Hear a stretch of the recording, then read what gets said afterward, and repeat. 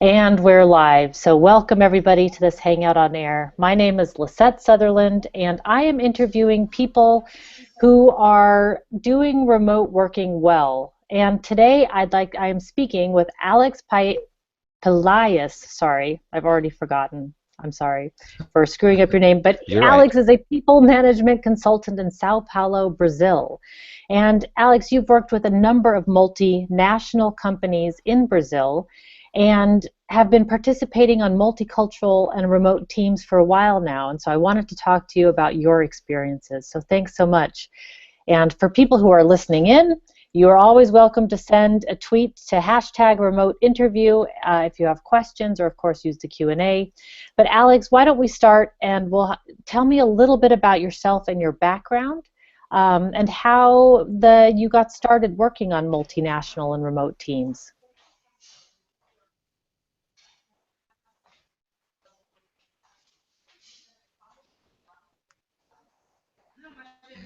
Are you there? Oh, yes. Yeah, now I'm back. Yeah, sorry, we're having some technical difficulties, so people watching, just note we're doing the best we can. But go Yeah, ahead, Alex. exactly. Okay, so thank you very much for the invitation for this interview. I'm talking from Sao Paulo, and my background is actually in finance. I was graduated in accounting as my major, and I have a couple of MBAs and stuff to to complement Wow. all the management skills. And I worked in several multinational companies in Brazil, and always it is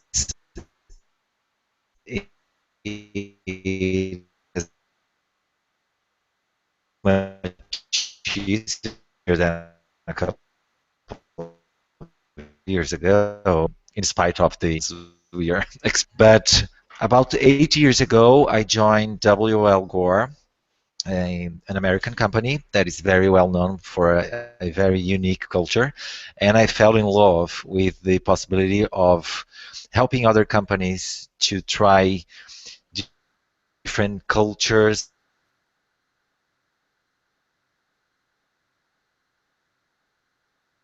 way.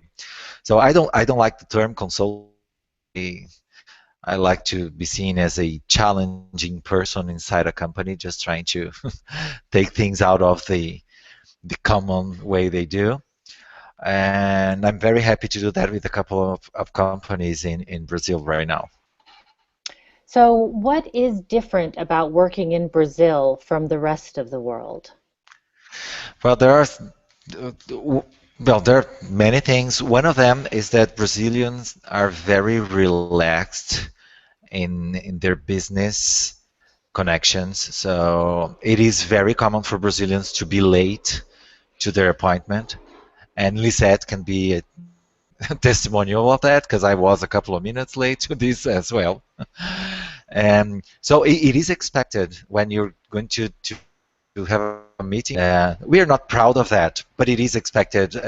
A 15 minutes delay would be like tradition. Interesting. And Okay. yeah, so we commonly give a heads up to foreigners when we're going to deal with them and say, this is not disrespectful, it's just the way it is. And Sao Paulo has a very horrible traffic, and it just became the excuse to make sure we can be late, as we would be anyway. Interesting. Okay. And we tend not to be very straightforward. I think this is we try to give soft feedback. And this is something that we are learning to improve because then we can send a different sense of reality to people, and then we can really have a facade on problems that will be bigger in the future. So we tend to be something that I don't like about you or your work. I would be rounding and not be very straightforward, so you maybe did not understand that was a negative feedback, a request for improvement. So when you deal with Brazilians, try to really see if the guys are giving signals very good. So, so I think in a nutshell, the saying no news is good news doesn't apply for Brazilians. Okay, very interesting. So, Okay, we're back. oh, sorry, yeah, we're definitely having some issues on this one, but we'll work through it. We'll get through the best we can and go from there. Maybe we set up a follow-up interview for some questions, things that I missed, but we'll go from there. So, if you're working then on a multinational team, these things Sure. must really get in the way in terms of, if you're working with a company who starts exactly on the hour, the meetings start exactly on time. I've worked for those kind of companies, and 5 minutes late is 5 minutes late. Or feedback, for instance, in the Dutch culture, Dutch people are very blunt. They just say it like it is. There's no sugarcoating. They just state it. So this must be pretty shocking, I would think, then for people working in Brazil, or is it an issue? How has that played out for you?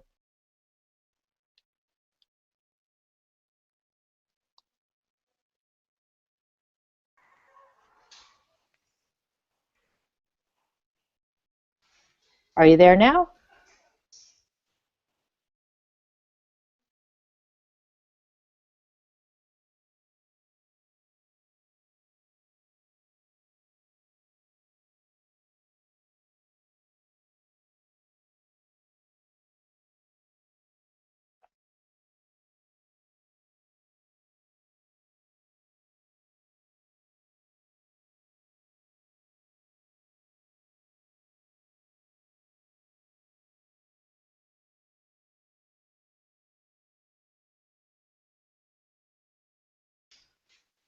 Hello, you're back. Okay, and you're back Yeah. also. Did you hear my Okay. question, or should I No, restate it? I heard just the beginning. You were saying that you work with companies that they have like a timing code that you have to really start on time, but then I missed the rest. And the rest is, for instance, the Dutch culture is very blunt. So they really, Right. without sugarcoating anything, they just tell it like it is, straight out. And I was wondering, on multinational teams, is that shocking for a Brazilian culture? How has that worked? It is. Brazilians tend to be very sensitive. So this is something that we try when, we're becoming more and more international. So when you're recruiting also, you start to include questions about feedback, how that person deals with feedback and Oh, how they are willing to change their way into the culture and be more flexible in their things. But commonly,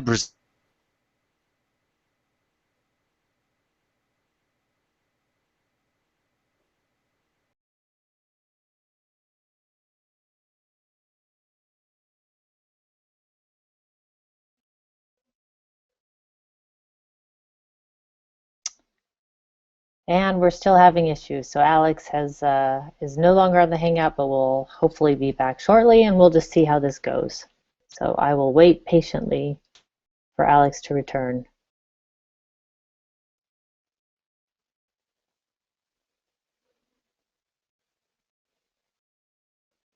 We're talking about how Brazil is different from the rest of the world in terms of working styles and what it's like to work on a multinational team.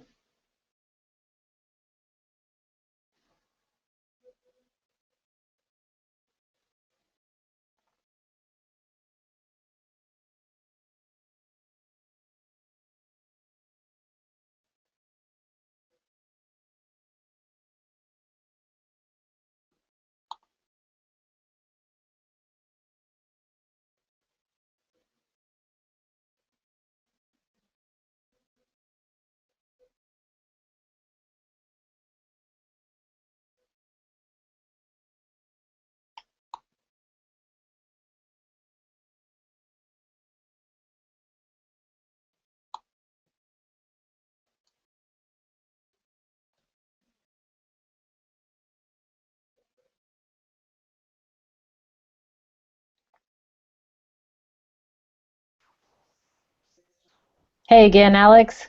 aha, back. And and you know what we might want to try do is just turn off your video altogether, sadly, and see if Okay, that we'll do that. helps. Yeah, let's see. Okay.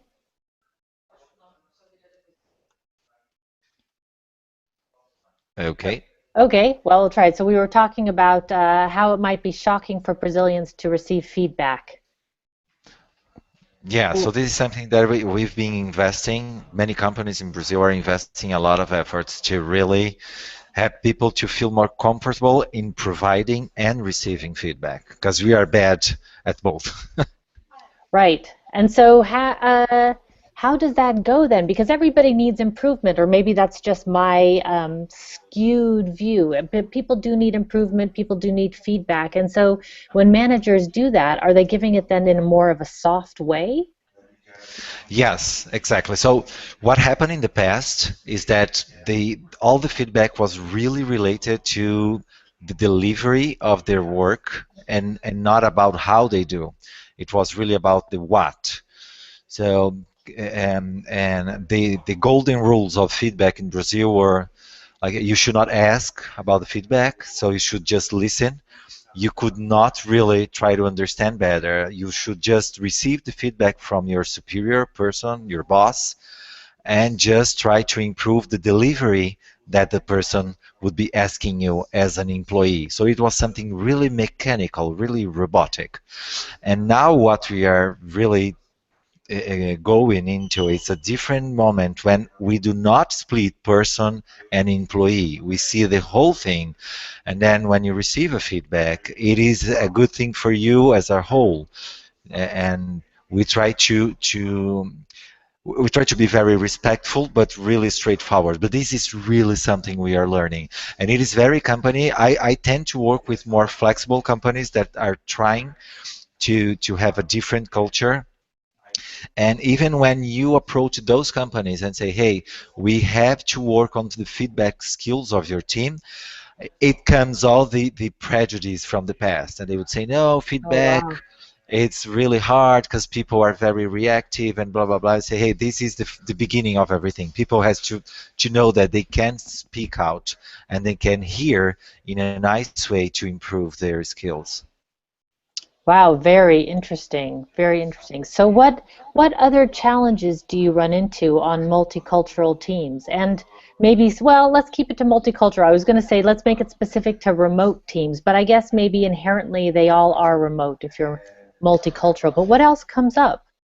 I think that Brazilians are very hard worker, and which can be and mainly people from Sao Paulo, but commonly all Brazilians would go like that.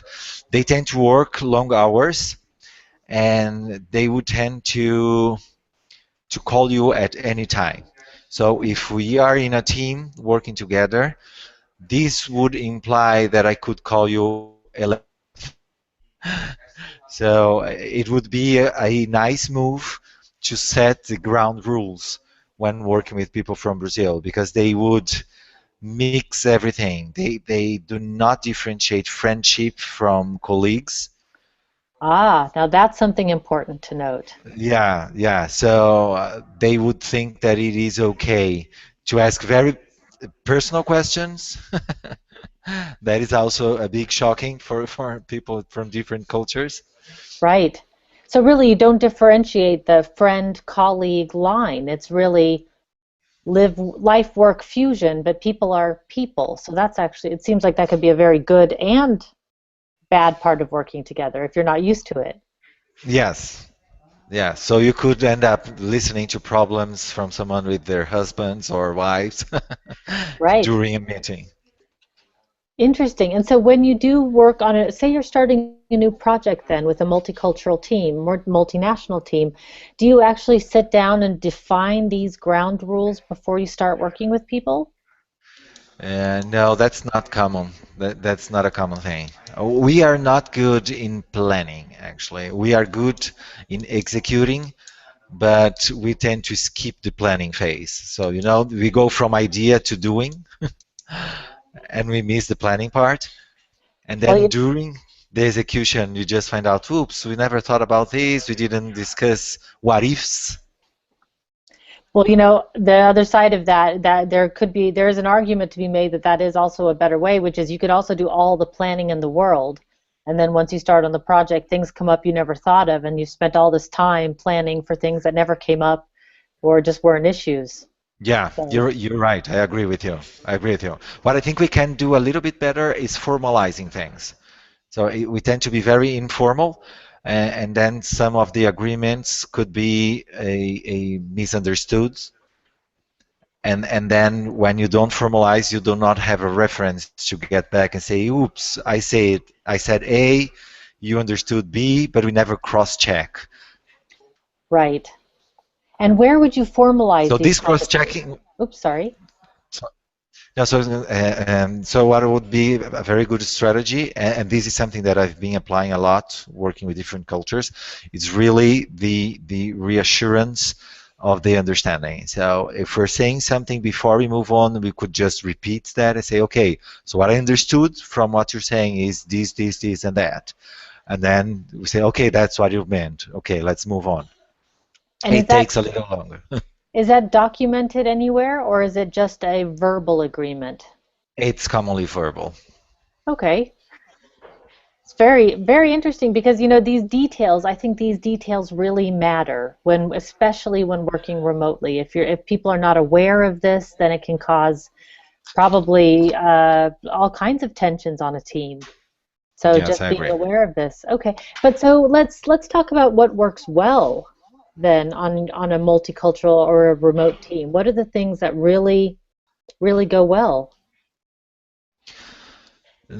I think that first of all, people really should know each other, so they should and see the person behind the title or the job, whatever. We really have to relate to that person. We have that person has to matter, not only for the project but for you.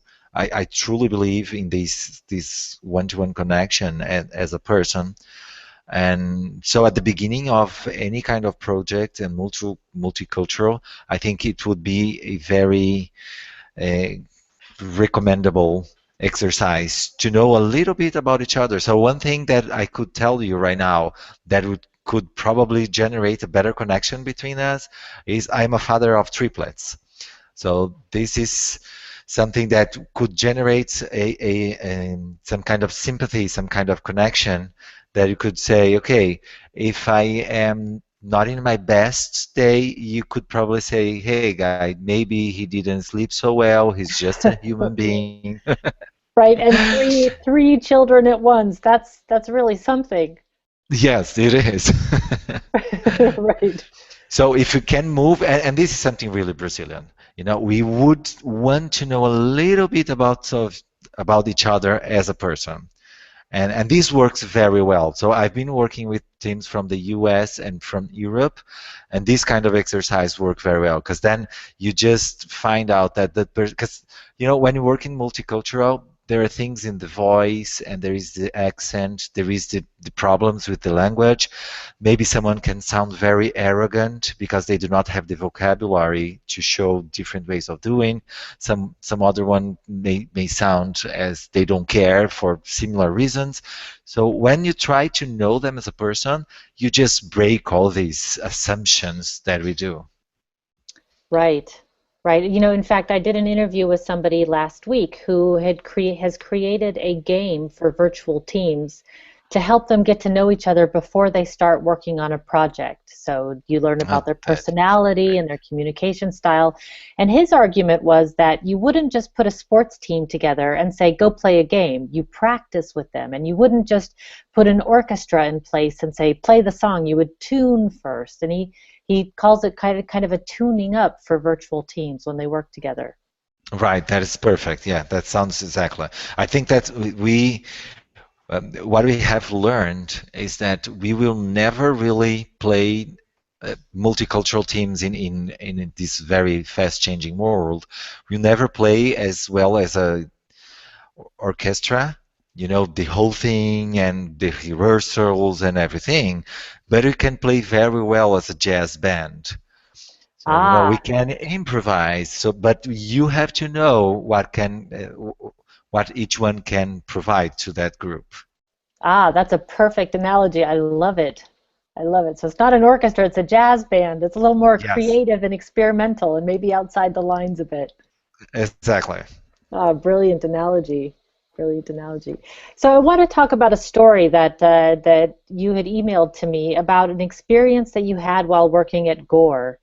Yes. And I thought it was a really great story. So I'd love if you told it again so that people can hear it. Sure. So when I joined Gore, I had just came from a controller position in another very traditional company, and it was really a process-oriented company. And when I joined Gore, I was learning about a whole different culture, more related to people and to the mission of the company, and not really about the activities and the tasks.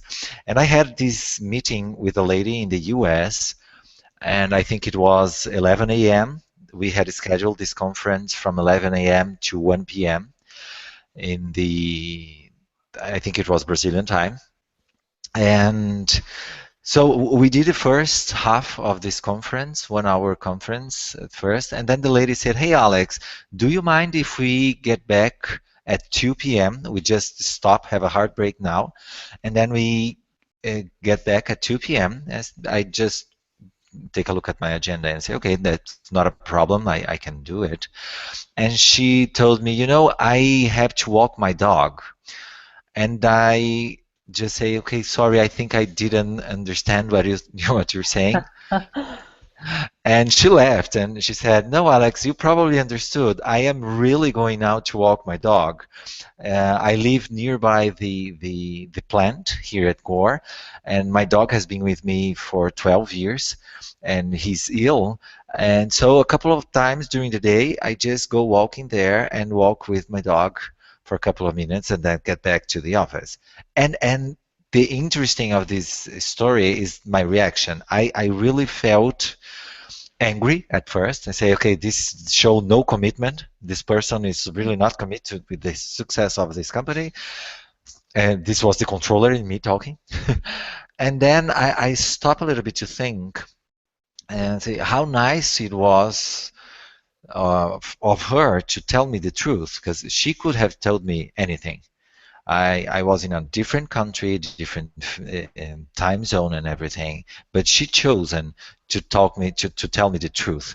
And so I really try to see that as a proof of confidence and trying to bond in a more strong connection. And I then my angry became happiness. Can I say, okay, that's good. So this probably means that she's trusting me enough to tell me this.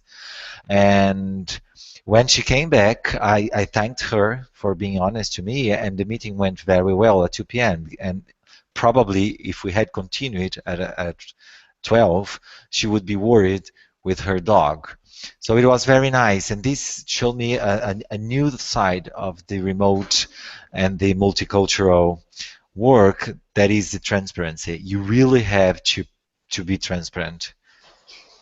Ah, in terms of becoming more personal, personalizing the remote experience. Exactly.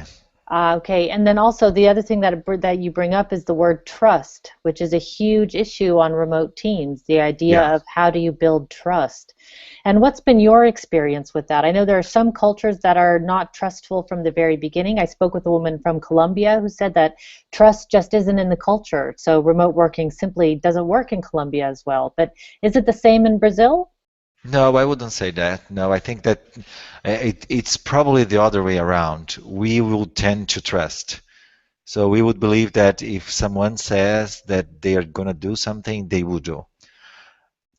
And the problem specifically is that as we tend to be very soft in the feedback, we would not, if you don't deliver what you promised, it would take a while for us to really go and say, hey, you still owe me that. And this is something that we have to find a sweet spot to work on. I see.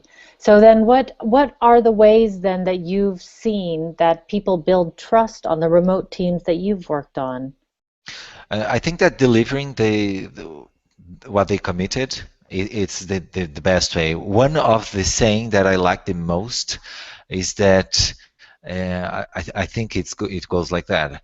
For remote teams, it works very well. So that taking a commitment generates hope, and fulfilling a commitment generates trust. Ah, wow. I love it. So this works very well for this remote work. So when you say they're going to do something, I'm hoping you will. But when you fulfill that, then I trust you. And then for the next interactions, it's there. Indeed, and I agree with you. I think reliability is probably the number one thing that builds trust on a team. Yeah. Is just knowing that you can count on when somebody says they'll do something, then they actually do it. Yeah. And I think that for remote teams, there is no risk of over communication. So really keep the flow going and keep the information coming, and do not assume that somebody will understand if you're not communicating something. They will not. We really need all the information possible. And so and that brings up the next question, which is what are the tools that you use to communicate? What has worked best for you? Is it an instant messaging system or Skype or what? I work a lot with Skype and emails. I think they are the best. When you're creating things at the same time in different parts of the world, then the instant messaging is very helpful too. Okay. And do you use what kind of, are there any other tools that you use like Google Docs or Trello or anything I in tried particular? now I tried to use Trello, but I did not really well, I think not everybody in the team had commit to use the tool, so it was not good. We do use Google Docs a lot to make sure that we can work on the same documents, and make sure that we have it updated so everybody can see what is going on, even if they are not involved in that specific moment. Right. Yeah, it is a very handy to be able to see what else somebody is writing in real time, if that's possible, Yeah. or to come back to it later and edit it later. That yeah, I do love it for that. Okay, interesting. So now I want to move into a subject of work-life balance, which is something that lots of people talk about, the fusion of work-life. And I think that remote working is really, it really offers a little bit more of that fusion. You could work from home, you could work while traveling, you could work at your own time. And so I wanted to ask you about what that looks like in Brazil, work-life fusion. Is that a new thing, or is that just something that's I mean, because you were saying that the professional and the non-professional life sort of blends, but does it also blend in terms of the work and the non-work life? It does. It does. We've been talking a lot about the work-life balance, and there are several meanings actually in Brazil. I think that when you have people more experienced, more senior, it tends to be actually a negative impact, because once you have more remote tools, you tend to work from home even when you should not be working. So it is very common to have people with the notebooks at 11 p.m. at bed and just working there.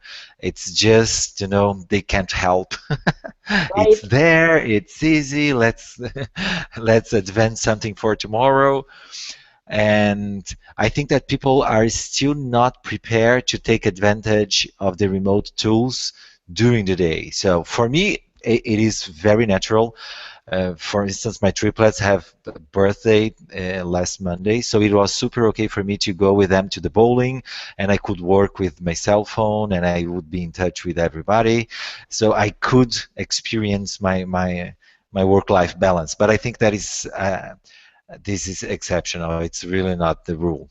Right now, we still have a lot of companies with this very bossy structure, so they would tend to not understand when an employee needs to do remote work, but they would expect the employee to use the tools um, in other hours than the working hours. Ah, interesting. So within the Brazil culture, you guys, it's okay to call at any time. So for Exactly. those who are working remotely, the danger is then you are never turning off because, Exactly. yeah.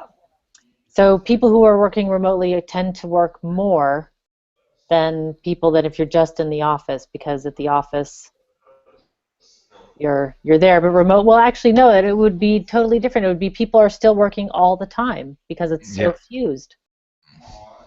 yeah, exactly. Wow, super interesting. And I was cutting you off. So you were about to say Oh, something. no, no. So I was going to say is that we have tried. I've seen a couple of companies in Brazil trying to work with the home office style and everything, but I think that people are misunderstanding that. So companies are still uh, not feeling comfortable yet with that alternative, because so you have people saying, okay, I'm going to work home office today. So we would use exactly this expression in English. We could say we are doing home office. This is how Brazilian would say. Okay. And then you could call that person and they would say, okay, I am on a doctor appointment right now. I can talk. I say, okay, sorry, I thought you were doing the home office. This is not home office. You're taking the day off to go to the doctor. So it's still not clear to the workforce as well. So I think it's in the middle of the transition. Okay, but now is remote working something that is transitioning then in Brazil? So it's Yes, okay, so more and more people are doing it. And more and more. why? What is the main reason that more and more people are doing it? Or the main reasons?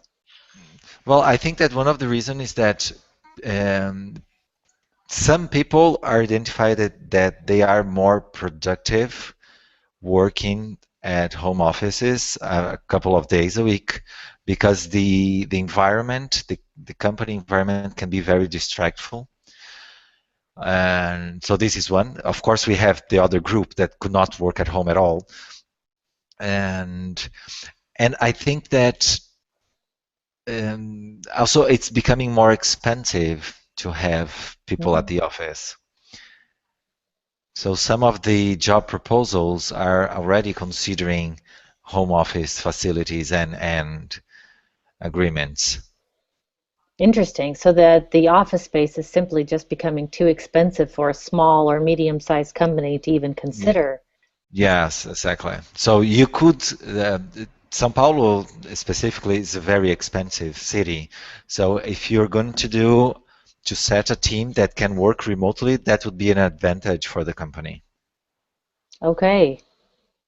And so, but then most companies aren't doing this because they don't really have a way of knowing what people are working on when they're working remotely. And also people are using the term working remotely when they really do need to just take the day off Yes. to go to the Yeah. doctor. Exactly. So traditional companies, big traditional companies, are flirting with this idea, but they are still not secure about it. And what would help them be more secure, I wonder? Is it just a matter of time? Is it a matter of setting guidelines? Any I insight think into that? I would think that time for sure, but also if they can clarify the meaning of the home office and really specify what it means, what kind, because also when I think that the employees themselves feel guilty when they do home office, because once they are still learning how to do that, they may not feel comfortable. I'm working in my pajamas, so maybe I don't feel I'm working. And Brazilians oversensitive. Right, and it is very luxurious to work from home in many ways. You can be in your slippers, you can get the cup of coffee anytime you want, or take a walk, Exactly. or yeah, Exactly. Exactly. So we're still finding a way to be productive doing that. And I think that companies can help, really setting the guidelines and showing people that they can be productive. It's really educating them for a while. right, on what it means to set up a home office and what do you need and how does one Yes. work, right? Yeah. Now, I can imagine that there's certain personalities that probably you've come across it in the people that you've worked with, people that are just not good at working from home. Oh, yeah. Have you, so you've come across this. So what happens in those circumstances? Do they just give up and come back to the office, or who is it that can't work at home, have you found? I think that young people still have a hard time to understand working at home. I would not recommend the first years of employment with a heavy load of home office because it is a learning process. So, and I think that one-to-one connection, the personal connection, it's much stronger in that. And when it can be very lonely when you're working at home office, and it could be not so creative. There are a lot of people that really needs that energy from other people around, even if they are not working together, but they are there, and they, overheard something there and just throw an idea or receive an idea. So this environment, I think at the beginning of their careers, it's very interesting. And I don't believe there is a career itself anymore as it was in the past. But this I consider that career right now it's just a series of meaningful experience that has been sewed with a meaningful narrative. But for a young person, and they need to be with more people. I think that's very healthy for them. I think it's challenging in a good way. That real-time collaboration, bouncing ideas off each other, and really being saturated in a culture. Yeah, exactly. That's what I mean. Yeah. Ah, interesting. I have not heard that before. So when you're starting your career, just go into the office, get to know people, see what the culture is like, and then after you've developed your strength and the line of work that you know and love, then maybe it's good to take a step back and to be productive in a place or to learn how to work with people before you go remote. Yes, yes. Super interesting. So we're almost at the top of the hour, and so we're at the end of the time. But one more question, which is, if people want to know more about you and what you do and the projects that you work on, where can they find you? What's the best way? Okay, so they can find me at LinkedIn. They can see my profile there. Is still in Portuguese, but I will manage that to be in English as well. And I will release my website in the end of this month. Oh, exciting. Yeah, it's called xboss.com.br. And there I'm going to talk a little bit about a non-traditional organizational structures. Ah, interesting. So the hierarchy versus the network versus the all the other structures that we have out there. Yes, exactly. Ah, that will be very interesting, especially to the Happy Melly audience out Yeah, there. good, good. Ah, great. Well, thanks so much today for the time, and sorry for the technical issues that we ran into, but I think in the end it all worked out. I think it was there's some very good information here.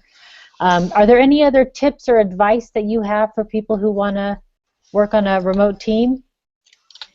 Well, I think that just the challenge and I think the compromise to really don't forget that it is a person working in the other side. Even if you're not seeing and you don't know exactly how they're feeling, just practice empathy. This is really crucial for that. I love that. Practice empathy. Yeah. Yeah, be human. Remember that Yeah. we're all human and that people have bad days with triplets and some nights you probably don't sleep. So Yeah. There you go. exactly. All right. Well, thanks, Alex, for all of your time and your insight. I really appreciate it. And I look forward to writing this up on the blog for collaborationsuperpowers.com. And until the next time, everybody, be powerful. Thank you. Bye bye. Bye.